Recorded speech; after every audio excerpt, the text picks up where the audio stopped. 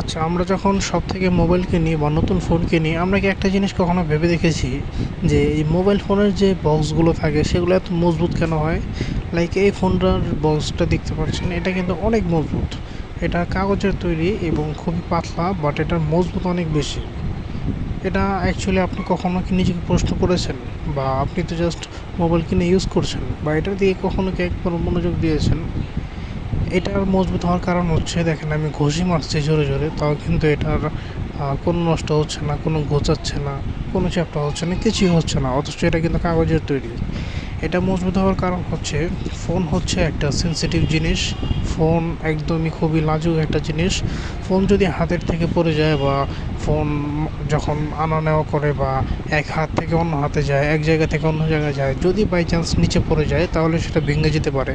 So এরকম একটা বক্সে থাকলে ফোন যদি যে কোনো জায়গায় পড়ে যায়, তাহলে কিন্তু ফোনটা কোনোভাবেই ভাঙবে না।